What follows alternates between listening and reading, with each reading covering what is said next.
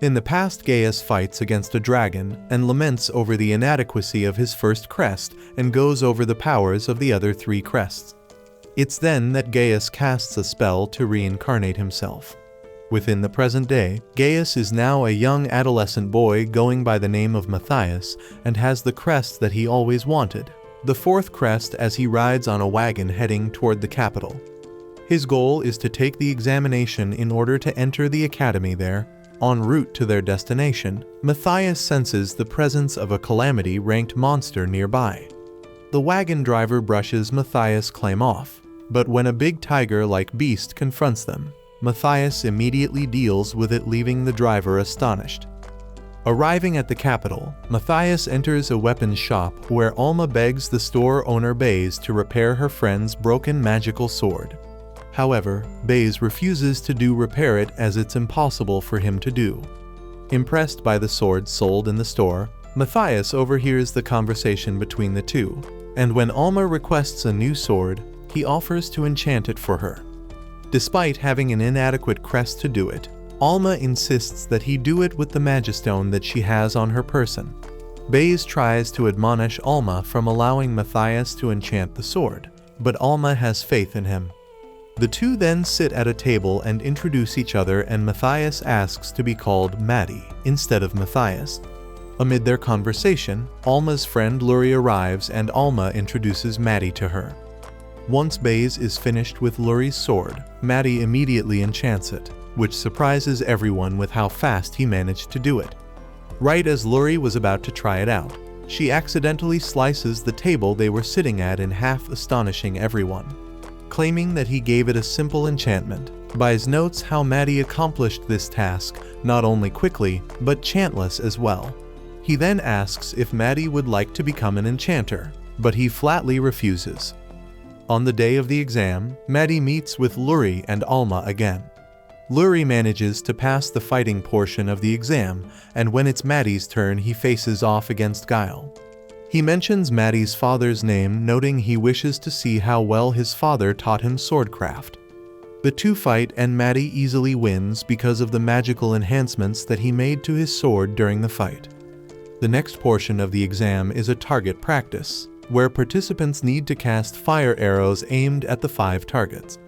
Luri goes first, and with her first crest, she manages to hit all of the targets, and Maddie cogitates on how counterproductive the modern interpretation of crests is. For his part of the exam, Maddie casts a fireball spell due to the limited range that the 4th crest has. The end result leaves a giant crater left in the center of the exam site. Afterward, now fitted with an academy outfit, Maddie runs into Alma and Luri, with whom together they attend the opening ceremony. Headmaster Edward gives a brief speech, and after it requests that Maddie head to his office once the ceremony is over. Anxious that he's going to be expelled for the incident where he destroyed the exam grounds earlier, despite repairing the grounds with his magic. In Edward's office, Edward recounts Maddie's accomplishments during the exam, but doesn't reprimand him nor pry any information on how he was able to accomplish such feats. Instead, Edward requests his aid in regards to the chantless spell casting, because the Academy follows its Academy curriculum, which denounces the use of chantless spell casting. This leads to why Edward wants Maddie's help. He wants him to become a teacher of chantless spell casting in preparation for the upcoming inter-school competition. Sometime later, Maddie demonstrates his chantless spell casting in front of the Academy students, and another teacher named Gazel also helps demonstrate. By dusk, Alma demonstrates to Maddie her newly learned chantless spell casting skills, and due to Luri running low on magic, Maddie transfers some of his to her. This allows Luri to successfully cast a chantless spell to destroy a target. On the day of the inter-school competition, Maddie senses a demon somewhere within the arena grounds. As it so happens, Maddie faces off against the demon named Deviles, who was disguised as a human with a first crest along with his cohorts. Maddie instantly finishes off the cohorts with a single spell and provokes Deviles to cast nearly a spell without chanting. Again, Maddie provokes the demon by making him use chantless spells and deducing that the demons want to make human spells weaker. Using a spellbreaker, Maddie dispels Devily's human disguise, and the newly exposed demon tries to escape only to be beaten by Maddie before he's able to do it. While the students and some of the faculty surround the dead body of Devily's, Maddie is hugged by Lurie for beating the demon in disguise. Later at the royal castle, Maddie and Edward are allowed an audience with the king who wanted to grant Maddie a fief, but that would cause a panic within the kingdom. That was mainly due to the recent news of demons infiltrating their ranks as normal citizens. Instead, the king grants Maddie's request for all rights to the possessions gained within the dungeon. Once that's settled with, the king asks for Maddie's opinion on the disappearance of the 4 magical chosen ones. It's the king's opinion that since the appearance of magical chosen ones several hundred years ago, demons have slowly managed to infiltrate human society. From Maddie's internal monologue, during Maddie's past life, he drove the demons to the brink of extinction. It's speculated that the remaining demons infiltrated human society and spread magical misinformation, causing humans' magical power to wane over time. Although the king believes that the situation involving the demons has been resolved, Maddie clarifies that the situation is direr than ever. In Maddie's opinion, if the demons believe that it's no longer necessary to masquerade themselves as humans, their next move would be mustering their forces for an all-out attack that would destroy the kingdom. Maddie surmises it'd take 3 months for the demons to gather enough forces to accomplish this task. With the situation looking bleak, Maddie assures the king that what's needed is a barrier that would cover the entire kingdom to protect it. All that Maddie needs to cast the barrier is a divine class artifact and the help from all 2nd year students to project a permanent barrier around the kingdom. Preparations for this task can be completed within a month's time and suggests that the students continue learning chant less magic. Taking what Maddie said into consideration, the king appoints him the leader of the fight against the demons. Inside the castle treasure room, Maddie finds a couple of old artifacts that he created in his previous life. Those artifacts are a magical sword and a pendant, which is a magical accessory that greatly increases the XP gained from battle. Later outside, Maddie oversees the students of the academy practice chant less magic. Both Lurie and Alma then approach Maddie about what they heard from Edward concerning the barrier. Maddie confirms it and claims that he'll be exploring a dungeon to collect the necessary items for him to accomplish it. The news surprises the two, and Maddie has an epiphany to have the two of them join him as a party to explore the dungeon with him.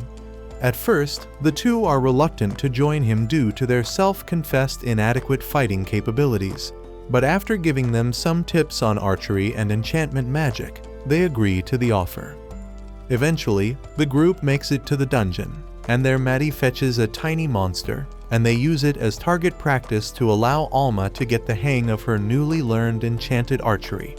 The practice continues for a bit, and after Alma learns the basics of the thread-guided chant, she's tasked by Maddie to kill 2 monsters with a single arrow. Alone with Lurie, Maddie teaches her how to filter and compound the dungeon material or its ore into metal. By doing this, they gain mithril and iron clusters, and Maddie promises to teach her how to make the newly acquired ore into enchanted weapons. Elsewhere, Alma manages to kill 3 monsters with her thread-guided chant skill while only using a single arrow. Regrouping with Maddie and Alma, Lurie witnesses Alma trying out some weapons that she created, and Lurie then makes some plated armor for her and Alma. Maddie then announces that they'll be hitting the 10th floor of the dungeon, and will serve as a test for the skills that they've learned to that point. During their way to the 10th floor, both Lurie and Alma excel in their combative capabilities and gain enhanced XP due to the pendant Maddie wore. Soon the group faces off against a killer dog, and it's thanks to the cooperative teamwork between Lurie and Alma they manage to kill it. Once the killer wolf was dealt with, Maddie sets up camp and temporarily leaves the party to explore deeper parts of the dungeon. Down in one of the lower floors, Maddie finds adamantite and gets interested by the presence of a boss monster on the floor below where he was currently. Following his interests, Maddie goes down a floor and faces off against the boss monster, which is an arc serpent. The battle against it is tough, but Maddie in the end wins against it. 2 demons feel the massive burst of magic, but think nothing of it, as it's figured that humans are incapable of wielding such potent magic in that day and age.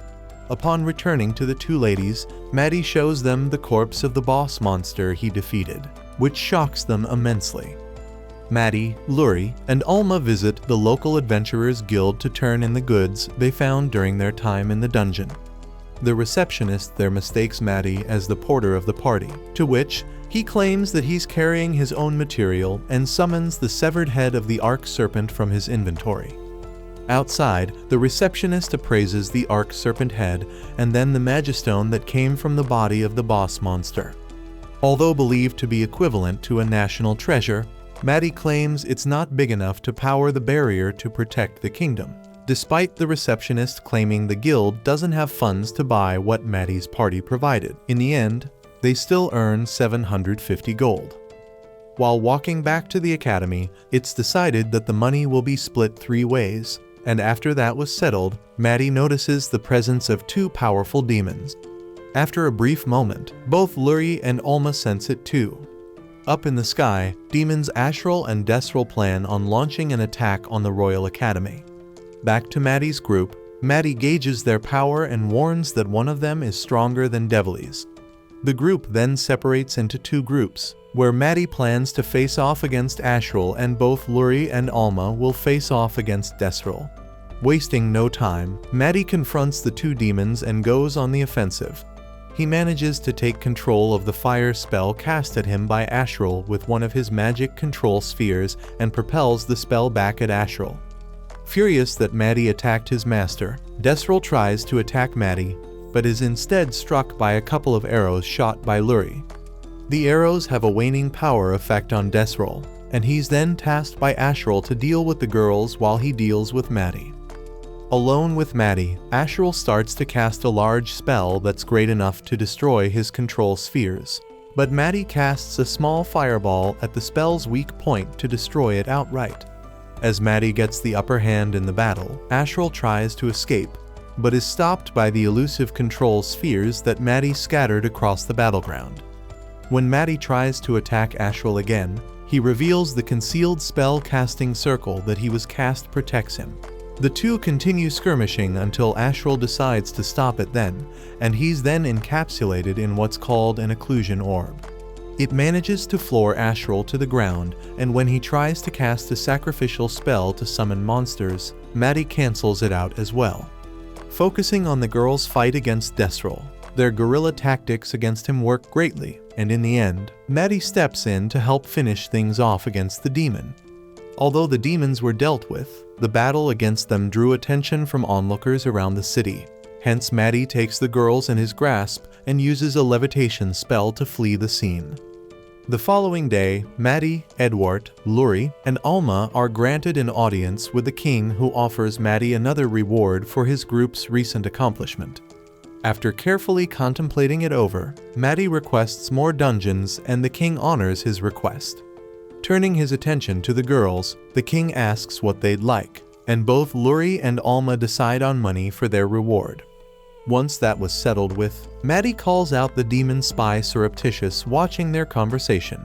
Because the demon refuses to reveal itself, Maddie disrupts the magical visual feed cast to watch their conversation, making him scream in pain. The king recognizes the voice as Elhart, former captain of the Magic Order. Astonished by this, Maddie explains to the king how Elhart was able to accomplish this feat. Gauging the coordinates of the location where the spell was cast, Maddie asks the king what location it would be. The king answers that it's a ruined village. Although the distance from the castle to the village is a great one, Maddie has a backup plan that'll help them reach their destination in no time. Maddie and the party then head to a dark and desolate location, while Edward and the academy students prepare 1.5 tons of mithril in his absence in preparation for the barrier. Within the desolate location, the group finds a giant black dragon and Maddie talks with it, revealing it to be an old acquaintance of his from his previous life named Iris. After Maddie repairs Iris' tattered wings as much as he so can, Iris allows the party to ride on her back and rides at a slow enough speed so that they don't die in the process. Upon reaching the ruined village, Maddie instantly deals with the demon stationed at the watchtower. Luri, Alma, and Iris watch this accomplishment in utter shock and amazement. Noting the magical presence that Maddie felt there is the same from the castle, Maddie notes that one is Elhart, who would pose a little threat, but the other would be more of a challenge. Amid this contemplation of his, Maddie is nearly struck by Iris, who crashes into the small tower that he stood by. Iris crashed into the tower because of her being out of practice for landing. Inside the small tower, Maddie establishes a telepathic communication line with Luri and Alma. Furthermore, he gives Alma a casting circle as a way to go on the offensive. Within the next room, Maddie tells the two to stay quiet as the enemy is using a concealment spell to hide their magical power and presence.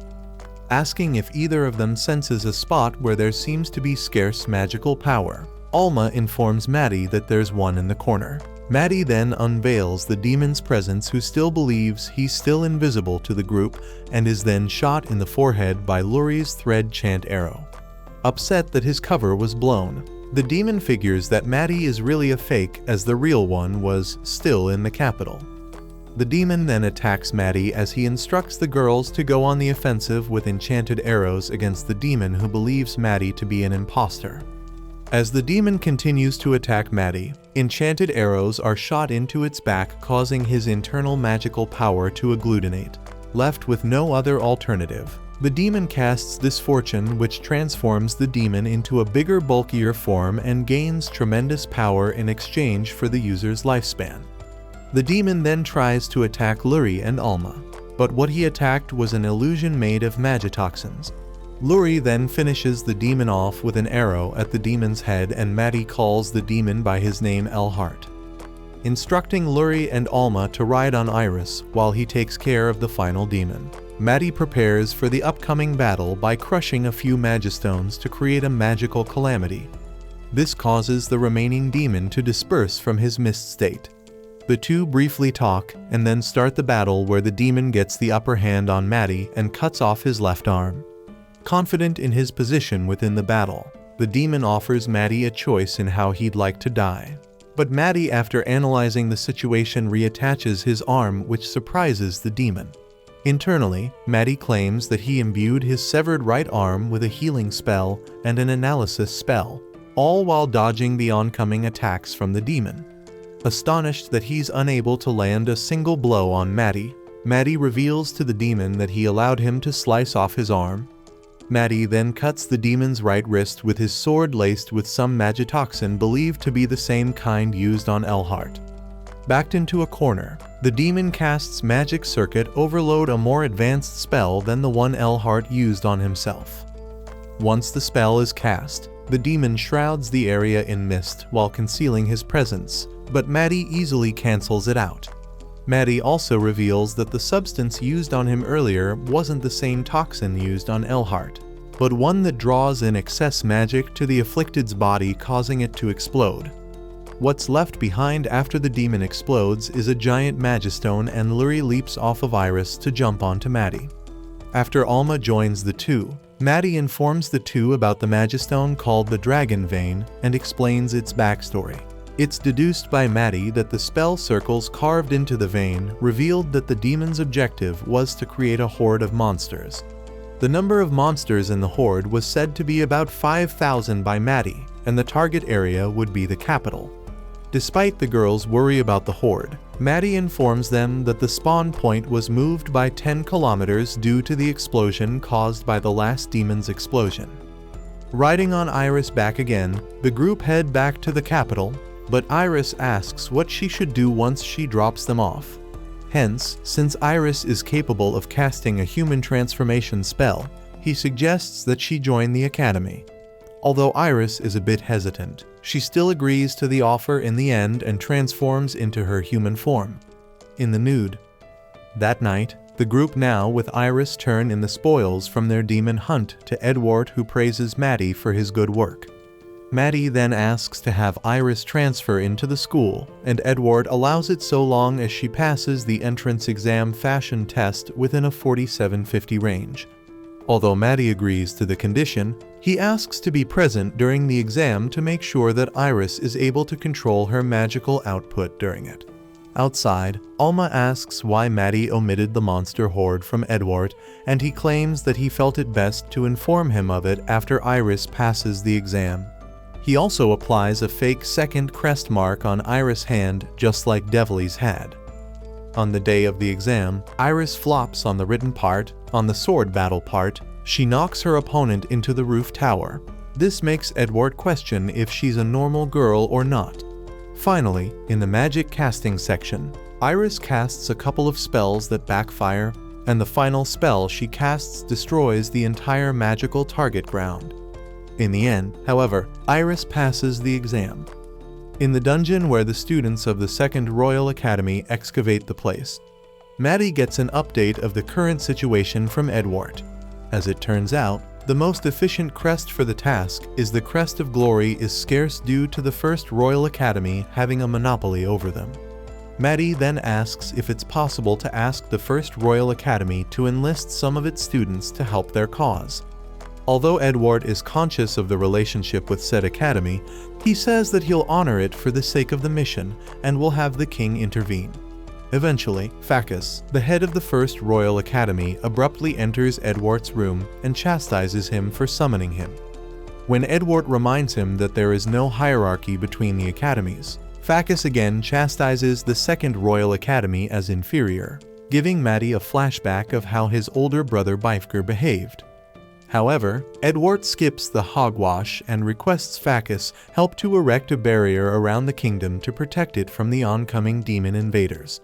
Of course, Fachus refuses, still holding on to the hierarchy. Hence, Maddie proposes a competition to settle the matter, and Fachus agrees to it on the condition that Maddie and his party don't participate in it, calling him a monster. Despite Edward's hesitance, Maddie agrees to it, and Fachus sets the competition to be in 2 days' time. On the day of the competition, the large number of First Royal Academy faces off against the Second Royal Academy's mere 5 students. The students' crests were comprised of ones with the second, third, and fourth crests.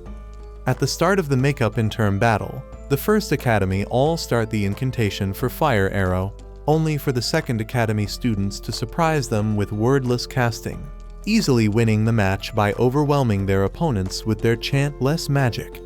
Refusing to accept the end result of the battle, Fachus claims that all 5 of the Second Academy students were monsters, and that he specifically demanded no monsters. Edward then states that none of the Second Academy students' ability are significantly greater than any other. When Fachus demands for proof, he then demands that Iris take part in the battle. After she says she didn't bring a weapon, Maddie gives her Edward's sword. Right when she unsheaths it, she bends the blade like a limp noodle. This causes Fachus to lose his composure and call Iris a monster, much to her chagrin. Edward then questions Fachus on why the Fist Academy students are still using incanted magic, despite the king's orders to switch to wordless casting. Whereas Fachus argues that it follows the educational principles of the kingdom, and that he must protect it from the other, inferior crests, even if it goes against the king's order. The king then appears, asking if Fachus has decided to disobey orders. Having been exposed as a traitor, Fachus tries to defend himself, only for the king to have his guards seize him. As he is dragged away kicking and screaming, Fachus curses the Second Academy, swearing that they will pay. From there, the king orders the First Academy students to work with the Second Royal Academy and receive chant Less Magic lessons. Eventually, Maddie is accompanied by Iris, Alma, and Lurie while exploring the deeper caverns of the dungeon. Their goal in the dungeons is to get a magistone that's 60 centimeters in size. How they'll get a stone of that size is by summoning a monster. The girls then face off against some dungeon monsters as Maddie evaluates them and notes how poor Iris' control over her strength is. With an adequate-sized magistone, Maddie has Lurie cast a casting circle around it and receives some help from Maddie. Once completed, Maddie has Iris infuse it with some magic, but she infuses too much into it, causing a giant dragon to be summoned. Following Maddie's orders, Iris disparages the dragon and keeps it distracted long enough for Luri to enchant an arrow, have Alma shoot it at the dragon. This proves futile as the dragon continues to go on a rampage, but Maddie insists that they continue as he sets up more casting circles. In a pinch, Iris rescues Alma and Luri the moment the dragon tries to attack them by punching the dragon away from them. The end result of the battle is that Iris provokes the dragon to cast a breath spell and Maddie captures it so he can reflect it back at it. It nearly fails due to Iris falling into a body-shaped pitfall she created, and Maddie uses a barrier to protect her, leaving him exposed to the spell's explosion. However, Maddie makes it out unscathed, and after Iris fetches the Magistone, Maddie offers her to officially join the party. Even though it's official that Iris is now part of Maddie's party, he has Iris train in the ruined training ground to get used to her new human body. Because she's bad at watching her footing, Maddie ruined the training ground to help train herself to develop some muscle memory. The first challenge imposed onto Iris is protecting a shell on top of her head while using as little movement as possible to dodge the oncoming arrows shot by Alma. Luri, in the meantime, was assigned to create armor and weapons by Maddie so she can level up her enchantment skills. He also asks for a sword created just for him. The sword itself will be a layered one so it can handle 8 different kinds of enchantments. Following Maddie's instructions, Alma manages to create the sword and Iris manages to get used to dodging Alma's arrows, all while protecting the shell atop her head. Maddie then has the party try out their new weapons that Luri created for them. Luri creates a new sword for herself, Alma a new bow, and Iris a new spear. With everything going smoothly with Maddie's plans, he notes that he'll be leaving the Second Royal Academy soon enough. Edward gives a formal speech to the students at the Second Royal Academy students concerning Maddie casting the barrier over the kingdom. It's thereby the students' job to protect the capital by engaging against the invading monsters and demons. Meanwhile, the remaining students help Maddie clear out the dungeon for resources, and Alma and Luri report that the demon's presence has been detected. Maddie figures that what they were detecting was the demons using a spell called Magirode and asks that they take care of it. Following the lead of an unnamed student, they reach their destination, and seeing that they have time to prepare before the demons arrive, Alma and Luri do so, recalling Maddie's instructions to fight against the demons by using the special metal arrows and to imbue them with whatever spell is decided to be best. Despite Luri's hesitance, Maddie has faith in her, and Luri understands. After imbuing the arrows with her magic, Luri gives them to Alma. The unnamed student who watched the entire procedure was left astounded by how Luri managed to create her own casting circle. Just then, a single demon exits from the Magirode portalway, and Alma kills it with a single arrow.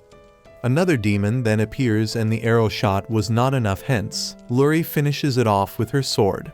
Elated that they managed to successfully complete a dispatch for the first time together, they then sense a surge of energy from the capital.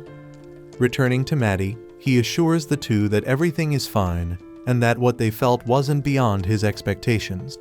Maddie goes on to explain that what they felt was a spell more advanced than Magirode that requires a sacrifice in order to complete. Before the new onslaught of demons arrives, Maddie has the two girls head back to the surface and prepare for the arrival of the demons. The two understand and head off back to the surface. Iris then appears and drops off 40 boxes of mithril for Maddie. Outside, Luri and Alma meet with Edward, and he informs them that Maddie left them an abundance of magistones. They figure it's for casting circles so Luri doesn't have to worry about messing up. At that moment, a single demon appears and after assessing the situation, casts a spell at the students there only for it to be blocked by one of Maddie's spells that he cast earlier. Under Edward's orders, a couple of students cast spells that are unable to reach the demon, so Alma shots an arrow at it, which the demon catches and breaks. With Luri's hands full with enchanting arrows with a complex casting circle, Edward and the entire student body try to buy time for Luri by empowering the defensive spell that Maddie cast. Finally able to create an imbued arrow, Luri gives it to Alma and she shoots it at the demon who dodges it. However, Alma redirects the arrow's direction, and it lands the demon's heart, and then some students then cast fireballs at it to finish it off. Their victory over the demon was ephemeral, as another demon appears to cast an even more potent spell than the last demon named Burlia's cast. Now, without any protection from Maddie's spell and surrounded by a large number of demons, all hope seems to be lost, but Alma still insists on buying time for Maddie's sake. On the other hand, Maddie appears and handily defeats all of the demons. A little later, Maddie joins Edward, Alma, and Lurie, who praise him for his successful dispatch, and Maddie owes the victory to the sword forged by Lurie. Maddie then reveals that it finished the barrier and that Iris and the others are preparing the rest. Maddie, Alma, and Lurie then go to the barrier crystal area, and Maddie then inserts a magistone piece into the crystal, which erects a barrier around the city. Although the barrier has been cast, Maddie warns that it's not over yet, as the demons they defeated will empower the dragon vein they encountered before. All of that will cause a larger horde of monsters to appear. An oncoming stampede of monsters could be seen over the horizon and are dealt with by the combined efforts of Maddie's traps laid across the battlefield and the students' barrage of spells. 3 giant monsters then appear on the field, and Lurie, Alma, and Iris deal with them. A monster known as the Void Eater appears and starts to devour the remaining monsters around the field, and Maddie gives Lurie a casting circle to enchant and throw into the monster. The reason why Maddie requested that was because Void Eaters don't provide good materials. Therefore, the circle given to Lurie would allow it to evolve in a form that's materialistically suitable. Once the monster's evolution is complete, through the combined efforts of Maddie, Iris, Lurie, and Alma, they defeat the monster. Eventually, Maddie reports to Edward that he plans on leaving the academy to search for more dragon veins scattered across the land. Despite there not being anything left for him to learn there and not wanting to expel Maddie from the academy, Edward proposes that he stay connected with the academy on a special scholarship. It's so the academy can flourish greater with all of Maddie's achievements under its belt, but also for the kingdom and the academy to offer their aid in a time of need for Maddie. After considering the offer, Maddie accepts it. The offer is also given to Lurie and Alma, who both accept, as does Iris. When they're all prepared for their journey, the group are seen off by Edward and their student peers. Maddie and his party walk down a pathway leading out of the capital and head to the Melkia dungeon, a dungeon located in a city, to which Iris is given an explanation from Lurie about what a city dungeon is. This information surprises Maddie, as such a place never existed in his past life. Although Lurie notes that it'll take a day to reach their destination, Iris states that they reach the place that night. Lurie then asks if they plan on passing through the forest of Chikarasubia, and Alma mentions that it's inhabited by strong monsters, one of which is a smart one. Hearing this interests Maddie, much to Lurie and Alma's dismay. After traveling for a while inside of the forest, the group decides to have lunch, and Maddie suggests that they get their food there rather than from their supplies. Maddie then heads off and notes that the surrounding monsters' movements are conspicuously made in an orderly fashion, leading him to believe they're following orders from someone. It's deduced that the culprit is the smart monster, and then Maddie is ambushed from above by a white ape monster. Returning to the group with the monster's corpse, a frightened Lurie reveals that it's called a wisdom monkey that's known for its smart intellect. Although Iris doesn't think the wisdom looks tasty, Maddie reveals that he also hunted a giant boar as well, which delights the ravenous Iris. The ladies then prepare to gather what they'll need to make some boar soup. However, due to Alma making the pot explode because of some ingredients she found, they all just try roast boar meat instead and enjoy it. Later, Alma insists on the group trying her soup, and Iris tries it, but vomits it out. Figuring that Iris' presence and defeating the wisdom monkey has caused the monsters in the forest to want to avoid them, Maddie suggests that they move onward. By dusk, the group reaches their destination, Melkia. Inside of the city, it's notably a seedy-looking area, and while fascinated by the magical lamppost, they're warned by a merchant to stay away from it, as it's known to explode. Moments after this warning, the lamppost does explode, and the group learns from the merchant that the new lord forbids using magistones to power the magic lampposts. This is because magistones are a precious commodity, and that abstracting power from an alternate source is more efficient, mainly the dragon vein. Maddie then asks if the town's populace is so low because of the lord, and the merchant confirms it, noting that a powerful monster on the 10th floor dungeon has. After purchasing 4 apples for the group, Maddie's group wander around the town taking note of the condition of the surroundings. They then head to the Adventurers Guild to get permits to be allowed to investigate the dungeon. However, they're told by the guild receptionist they need the approval from the lord to get the permits. Still, Maddie insists on getting permits, and the receptionist agrees to start the process. Just then, another receptionist barges through the entrance of the guild and asks if there's anyone who knows of any healing spells, as there's a bunch of injured adventurers. Maddie then volunteers himself, and the group is led to the local church. In complete shock by the number of injured and the inadequate number of healers there, they learn that the Lord fired most of the healers, claiming they were a waste of money. Resolved to save all of the injured people there, Maddie appraises the condition of each injured person there and marks with a wooden tablet as a form of triage. Before Maddie can start working, he's stopped by the head healer there, but Maddie shows him his healing capabilities, and with his crest heals a heavily injured person. With the help of everyone there, the group manages to heal all of the injured people. From the head healer, Maddie learns of how the previous lord was replaced by a new and incompetent lord. Deducing that the current lord could be a demon, Maddie plans on eventually meeting with the lord. In their room at an inn, Maddie composes a letter to Edward, and with their newly granted permits, it's decided to investigate the dungeon the following day.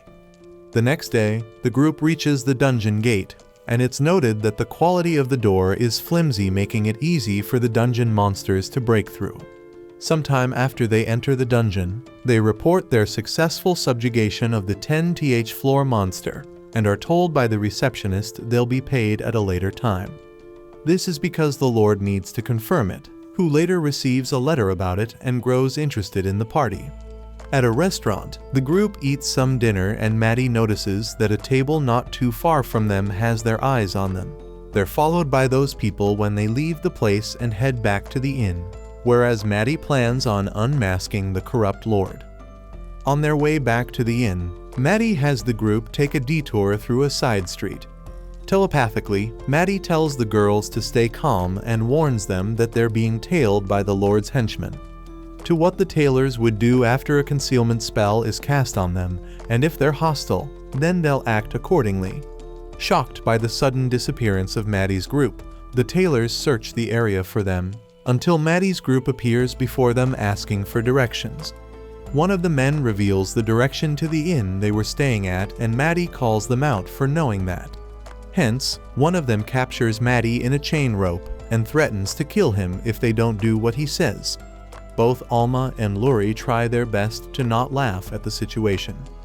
Maddie calls out for help, but his capture tells him to stay quiet and reveals to the girls that they captured him because they figured he was the weakest. They based this on the fact that Maddie was the party healer and threatens the girls to follow the Lord's orders or be killed. Calling out to Iris, Maddie asks her to use no weapons against them, and Iris then proceeds to defeat the men without her weapons. Once the men are all defeated, Maddie casts a tracking and demon sensing spell onto the men. The following day, the group awakens in their room at the inn, and Maddie informs the group that they received a message from the king. Later, the group meets with Ike, the king's messenger, in one of the mine's tunnels. He informs the group of the king's response to Maddie's report that Lord Dokil Melkia is to be arrested for his exploration of the mines. Furthermore, Maddie is able to perform the arrest himself under the supervision of Ike.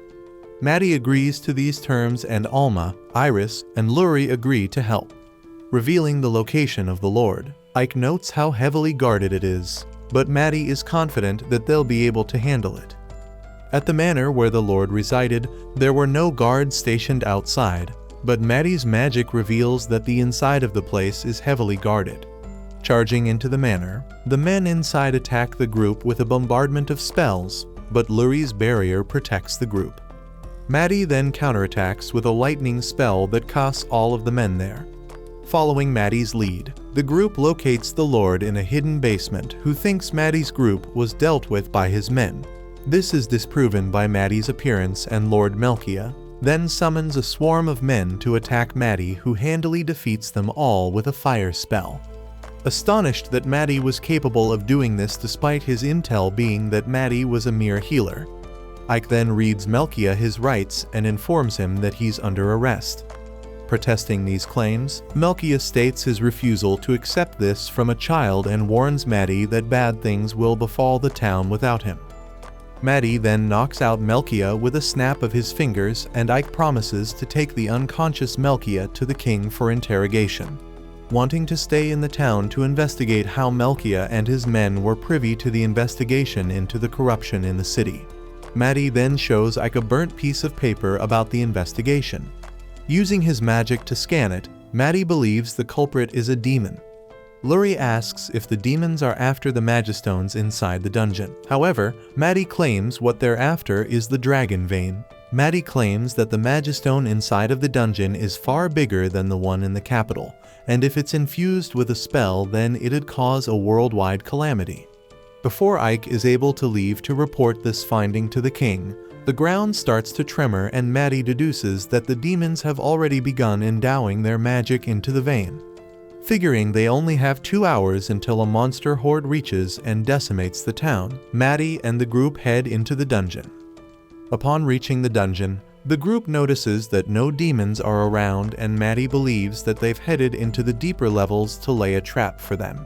Locating the vein behind a wall, Maddie has Iris dig it up, and he goes to the lower level to confront the demons while the girls try and purify the vein. He also casts a communication spell onto the vein so that they'll be able to communicate with one another while Maddie deals with the demons in the lower level. As Maddie deals with the monsters on his way down to the lower level of the dungeon, he keeps an open communication channel with Lurie. Confronting the demon, Maddie magically wiretaps into its communication channel with another demon and learns that the demon on the other side is aware of Maddie's plans. Once their conversation is over, Maddie attacks the demon with his magically amplified sword, but the demon manages to block the attack with its own barrier spell. Wary of the type of barrier used to deflect his attack, Maddie hears the demon boss instruct the demon there to use tactics designed to deal with someone with a crest of failure, noting that the demon is stronger than any other demon that he's faced to that point. Maddie contacts Lurie to prepare casting circles 14 and 17. The battle between the two then continues as the demon unleashes long-ranged attacks against Maddie, who hopes to get a clue to the demon boss's identity. After dodging the demon's attacks, Maddie learns from the demon's communication with its boss that they plan on using the trap against him. In retaliation, Maddie has Lurie activate the casting circle 14 to nullify the trap's power, and then the 17th to disrupt the demon's communication channel. Maddie then exploits the weakness in the barrier that was protecting the demon. The demon, now able to communicate with their boss again, informs him that he really may be the reincarnation of Gaius. However, the demon boss refutes that notion and orders him to use Disfortune. But despite this, Maddie still defeats the demon by decapitating it. With the demon destroyed, Maddie claims that the monster horde outside is disappearing, and both Iris and Alma have dealt with the monsters on their side. Trying to track down the boss demon's location, Maddie is surprised to learn that it hacked into his own communication channel as well, learning that the demon's location was near a town known as Alenia, but that was a decoy. After a brief back and forth with the demon, it cuts off communication with Maddie, who looks forward to facing off against it. Camping inside the cave, Maddie's group discusses their next course of action, which is tracking down the head demon who instructed the demon Maddie fought from before. Having a signature trace of the magical signature that the demon used stored in a Magistone, Maddie plans on using it to pinpoint the mastermind's location. Curious as to how Maddie is capable of such a skill, Maddie tells Lurie and Alma that it's a skill from 1,000 years ago that he learned by stumbling upon it. The source of the signature is at the Reincarnates Alliance, and to reach the area, Maddie plans on getting help from the king to make crossing the border easier while using Edward as a mediator. Eventually, the group reaches the Second Royal Academy and is surprised to see that the academy was being rebuilt. Soon Edward approaches the group. They inform him that they dealt with the demon. In turn, Edward informs the group that the academy is being rebuilt to better withstand a demon attack. Since the construction is ongoing, all classes would be held at the First Royal Academy. The First Royal Academy students are also there helping with the construction process. In a log cabin, which is a makeshift office for Edward, Maddie fully elaborates the situation about the demon in the mine and their plans to track down the mastermind located across the border. Edward then asks where their destination is. Maddie answers the Reincarnates Alliance and asks for his and the king's cooperation. He agrees to help and will get a recommendation to get the guild's cooperation as well. Until the king gives his official approval for the permit, Maddie's group helps out with the construction, and during it Iris unintentionally causes some trouble. Afterward, Edward gives the group their permit, granting them access through the border along with the king's voucher. Heading past the border, Maddie notes that their destination in the Reincarnates Alliance is a restricted area, and the only way to gain access there is to level up their rank to A. How they can accomplish this is to complete a ranking test given to them by the guild there. Although ranking up to such a high-level rank would be an arduous task, Maddie hoped to use Iris in her true form to create a distraction as a contingency plan. Arriving in the Reincarnates Alliance city, the group first head to the guild there and are warmly greeted by the guild master who heard from the king about their mission. Hearing the circumstances further from Maddie and the party, the guild master allows Maddie and his crew to take the rank ascension test, which would be conducted by a guild proctor. However, the person that the guild master wanted was unable to perform the duty due to succumbing to a wicked stomach ache, and S-ranked guild member Giluas shows up to take their place. Despite the guild master's pleas, Giluas arrogantly insists that he perform the duty and Maddie allows it. Outside in the guild training grounds, Giluas passes Alma, Luri, and Iris off the bat, but challenges Maddie to a duel. Figuring this was Gila's plan from the start, Maddie accepts the proposal, and the duel rules are set that the battle is over when one concedes defeat or is code. Giluas also notes that he doesn't use magic despite having great magical potential, and perhaps unconsciously using enhancement magic on himself. At the start of the battle, Maddie uses enhancement magic on himself as well and matches Gilua's blow for blow while analyzing his fighting skills, capabilities, and using magic unconsciously. Amid the battle, Giluas mimics a move that Maddie used during the battle to get an aerial advantage on Maddie, but it's still not enough. In the end, Maddie uses a bit of enhancement magic on himself to overpower Giluas and make him concede defeat. Asking how it'd be possible to get as strong as him, Maddie gives Giluas a textbook that he wrote about spell casting while noting he could possibly surpass him.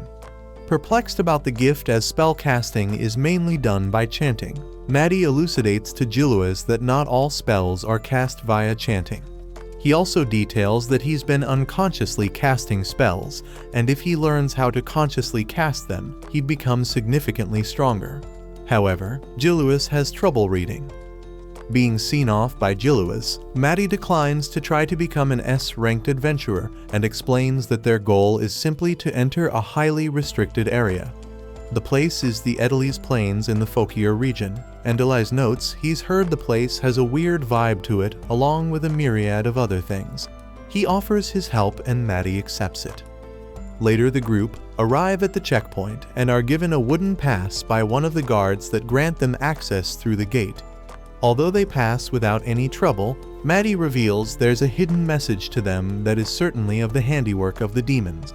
Concluding that the demons may have full control over all of Fokia, Matt then notices a gang of goons partly hidden in the distance looking to ambush them. Instead of fighting them, Maddie plans on using a sleeping agent on them to make it easier for them to infiltrate the city they're heading to.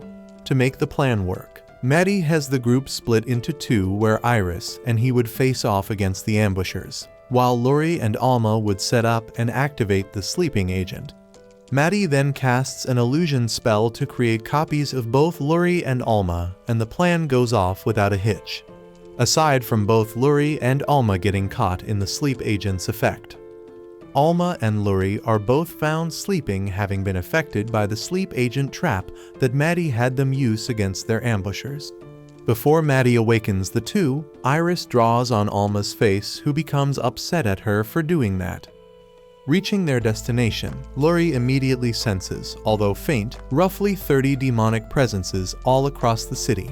Maddie claims that the feeling is weak due to a concealment spell that's cast around the city. Surprised by this revelation, Luri and Alma claim that demons typically don't work in groups, but Maddie clarifies that's not the case for Demidemons. Unclear to what a Demidemon is, Maddie explains its background to both Luri and Alma. Finding a secret entryway leading to an underground tunnelway into the city, and the group enters it.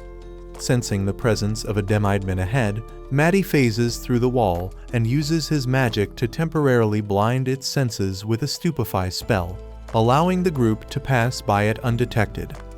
On the surface of the town, the group finds out from Maddie that the townsfolk have a spell called Though Paralysis on them, a spell just like stupefaction. Hoping to learn more about the demons and their plans, they infiltrate a factory that, before you enter it, a demon disguised as a human checks the stupefaction spell on those who enter. To counter this, Maddie casts an anti-Though Paralysis on them all and tells them to act as if they were under its influence.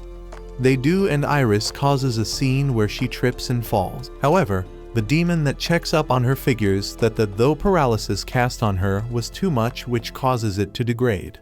Inside of the building, the group finds that the people working there are putting a special ore called Rankine magical ore into the furnaces there. Maddie concludes that the demons are doing this to refine the ore so that it could be made into explosives. In his opinion, Maddie states that a ton of the ores of 100 purity could blow up an entire kingdom. Despite it would take 100 years to accomplish, the demons' goal is all too clear. Outside of the factory, it's decided that the group must eliminate the demons controlling the city so they can save the people there. Using a map of the demons' current locations within the city, it's deduced that the demons entered from the city center and are capable of telepathic messaging. Because of the teamwork the demons are capable of, Maddie claims they'll use their teamwork against them. Creating a large pillar of light within the city, the demons instantly are alerted by this and are ordered by the head Demidemon to investigate the area. While the demons encircle the location of the pillar of light, their numbers start to dwindle as Maddie and his group deals with them. A brief flashback of Maddie's plan is shown where Iris was the center of the pillar of light as a way to lure the demons away from the center of town. Once about 8 of the 30 demons in the city have been dealt with, Maddie plans on turning up the pressure.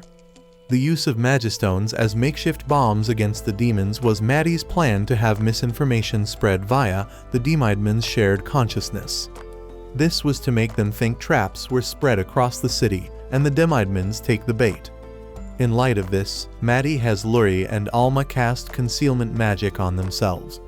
After the 22nd Demidemon was dealt with, the head Demidemon investigates the body of a recently deceased Demidemon. It then informs the remaining Demidemons that it sensed the presence of 2 people, and that the Demidemon there wasn't killed by a trap, but by a sword.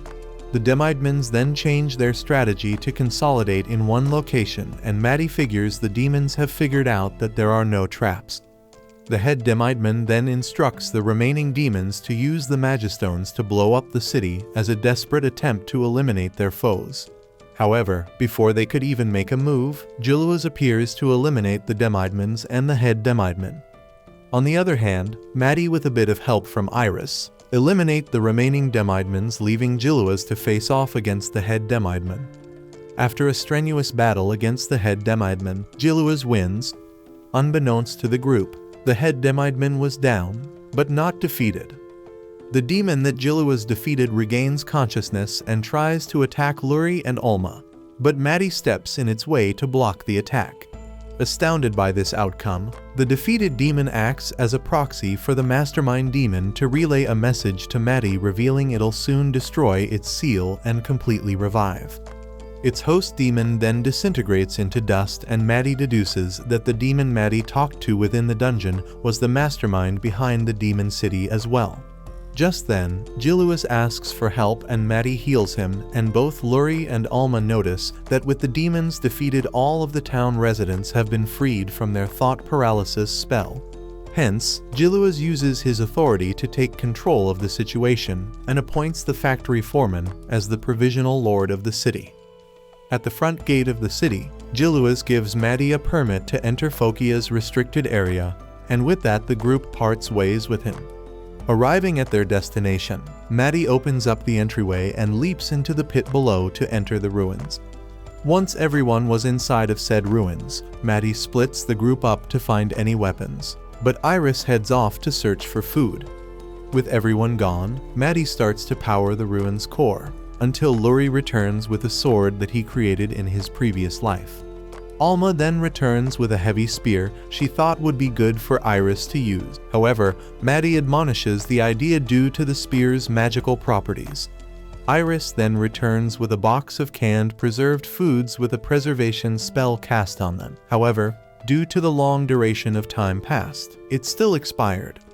The ruins core is now fully charged, and it's used to track the mastermind demon's location with the help of a part from the factory. It's also deduced that the demon's plan is to wipe out humanity as a whole. After using a Magistone to help detect and get more information on the demon's location and other information, they learn from Maddie the demon's name is Zardias, and that at their current strength they're unable to beat it. Iris laments that they don't have sufficient weaponry that could be found there that can help take the monster down, which gives Maddie an epiphany.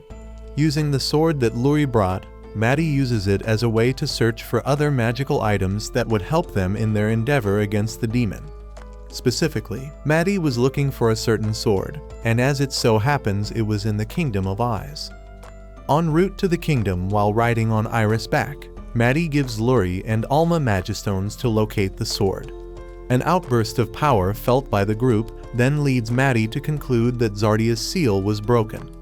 Maddie then orders Luri and Alma to search for the sword while he deals with Zardias, and the two then head for the kingdom's treasury to retrieve the sword. Maddie then prepares for the upcoming fight by enchanting his sword and hopes to seal the space Zardias was going to use to teleport to him as a way to either buy time or even damage him. The moment Zardia's portal opens up, Maddie tries to seal it, but fails, hence Iris is asked to use her dragon fire breath against him, but the attack was also ineffective against him. Wasting no time, Zardias pulls out a sword and with a single slash attacks Iris. Maddie uses multiple barriers to try and protect Iris, who dodges the attack just in the nick of time. Zardias then attacks and overpowers Maddie, who admits he's the most powerful demon he's faced up to that point. Meanwhile, Luri and Alma reach the treasure, but the guard there prevents them from entering, noting they need permission from the king to enter. Right as they're surrounded by more guards, the king appears and is explained by Luri of the current situation and allows the two entry into the treasury. Back outside, Maddie struggles to defend against Zardia's attacks and realizes that in order to win the fight, he'll have to give up his life. As Luri and Alma find the sword in the treasury that Maddie needed to face off against Zardias, Maddie struggles to fight against Zardias, who is fully aware of Maddie's plans and hints that he already has subordinates already inside the city's barrier.